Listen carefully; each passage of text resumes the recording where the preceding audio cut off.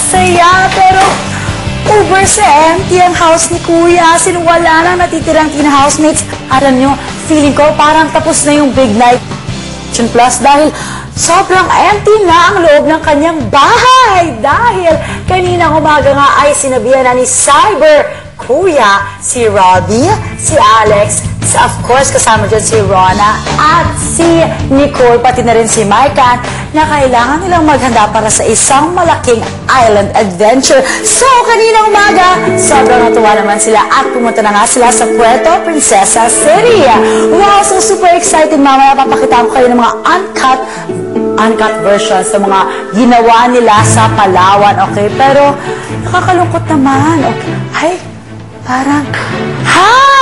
Hindi pala totally walang tao dito dahil naiwan dito si Caprimo! Caprimo, hello! Hi! Caprimo, you're sad, you're lonely. Hello, Anika. Ay, Caprimo, look, sit down. Mag-usap muna tayo, Caprimo. Kamusta ka naman? Ito po, okay naman. Okay ka naman? Dun sa mga housemates na natira dito, syempre si Nicole, si Alex, si Robbie, at saka si Rona. Sinong paborito mo? Si Robbie po. Si Robbie. Oh, kanina actually kahapon nagkaroon kayo ng chance na mag-stay together sa happy room ni Robbie, di ba? Ano po ang natutunan niyo sa kanya? Si Robbie po ay isang mabait na bata. I agree. At masipag po sa mga gawain, sa mga yung pangkatutubong gawain. So hindi siya po nagpapautos. Ay, siya talaga mismo. Napakadaling matuto kasi siya mismo nagtatanong, ano po ba kuya yung gagawain ko? May kusang loob, gano'n. Sabi ko, ito, ganito, gano'n. So, yung iba, medyo, siguro, alam nila, hindi nila kaya sigurong gawain. O baka nahihirapan, o ayaw lang nilang gawain, medyo... Sino iba yan mo? May sinasabi ka dyan, ha? Ay, si Caprimo, para may hindi sabihin yun.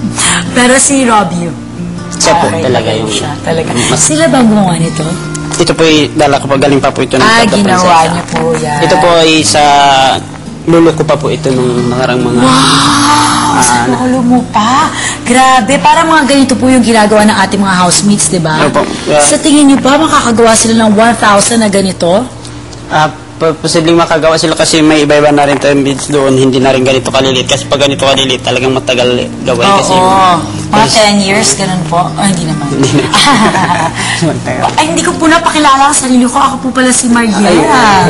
Hello, Caprimo. Salamat po, nakita ko kayo ng person. Ako po salamat dahil napakarami niyo po tinuro sa ating mga housemates na I'm sure nagagamit nila ngayon sa Big Island Adventure nila. So, kayo po, namimiss niyo na ba ang inyong pamilya? Una sa alam po, ako nagpapasalamat kay Kuya at dito sa bahay ni Kuya kasi the first time ko nakapunta dito at dito kaagad ako nakatuloy. Namimiss ko na rin yung pamilya ko, lalo na yung 3 kong anak. Si Mark Anthony, yung si John Patrick at Daryl Kill, lalo na po yung aking may bahay. Sige, naaawa naman ako. Ayoko namang mamiss mo sila. Ay ka na, Kuya Primo, dahil alam mo ba na wala si Kuya dito? So, Kuya Caprimo, ako na. Pwede ko na ngayon gawin lahat ng gusto kong gawin sa bahay niya. Ako na mamamalaga dito. Kaya evict na kita, no, Kuya Caprimo? Okay, are you happy? Dahil bubalik ka na sa Puerto Princesa, sa Palawan, sa pamilya mo. Maraming po salamat. Thank you po. We love you. Kami lahat dito. Thank you. Salamat sa inyo. Sige. Enjoy, ha? But, hello na lang sa pamilya niyo. Bye! Caprimo! Bye! Ayan. Nako! Ngayon talagang ako na lang ang dito sa bahay ni Kuya. Pwede ko na gawin lahat. It's payback time! So, magsisimula ako. Siyempre, papakita ko naman sa inyo ang uncut version ng mga nangyari sa ating mga housemates sa loob. Actually, hindi sa loob ng bahay ni Kuya, sa kanilang Big Island Adventure. Ready na ba kayo? Eto, watch this.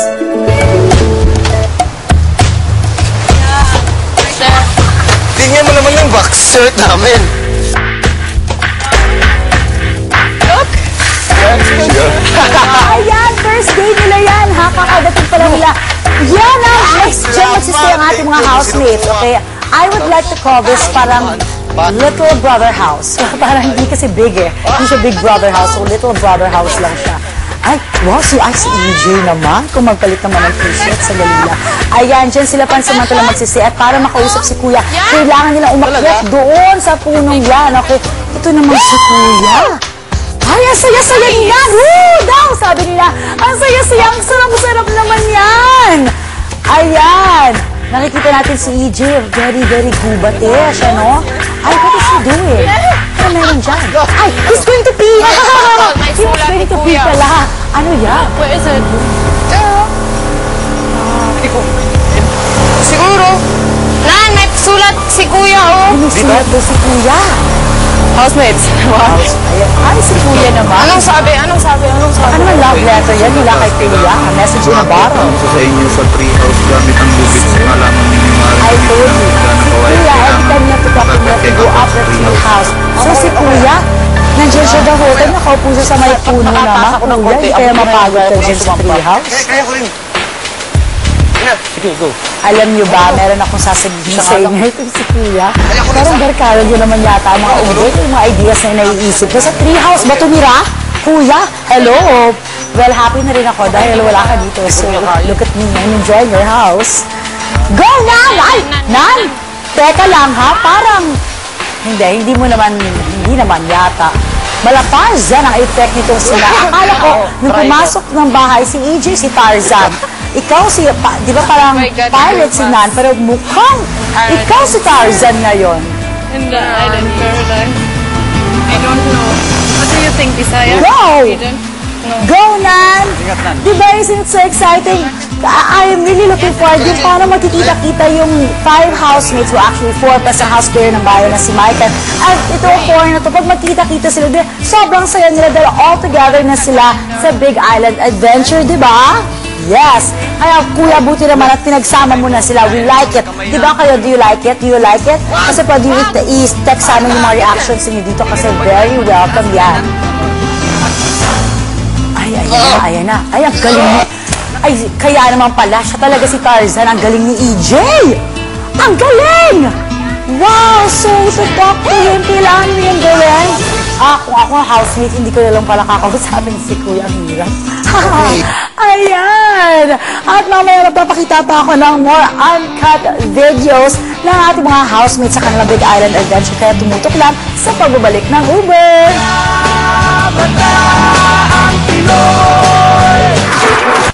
Sa pagpasok ni Kuya Primo sa bahay ay naging maasikaso sa kanya si Robbie. Kaya naman para mas makumpleto ang kanilang pagkakaibigan, muli siyang makakapasok sa Coke Ang Sarap Dito Room kasama si Kuya Primo. Natutuwa ako dahil marami siyang aral at kultura na naibahagi sa inyong mga housemates. Binabahagi niyo po yung kultura niyo at mga alam niyo tungkol sa tribo ng Batak.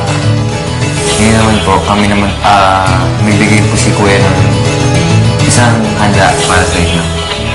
Tungkol naman po sa kultura na po namin. Pagpasok sa kwarto ay ibinahagi ang kultura ng kabataang Pinoy sa syudad. Kung papapiliin po kayo, saan po gusto, sa modernong lugar o sa Batak pa rin po?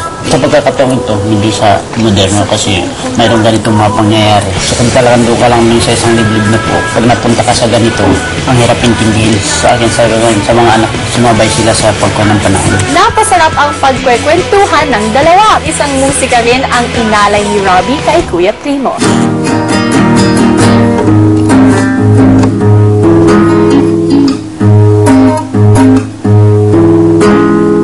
Kamusta naman po yun? Pananatili niyo po dito? Sabi pa nga nila, baka mamatay na ito eh. Mamatay na hindi ko na mauulit ito. Nagpapasalamat ako sa bahay nila kasi kinilala nila yung ganong kultura, tradisyon. Yung iba nga, yung pinagtatawanan yan.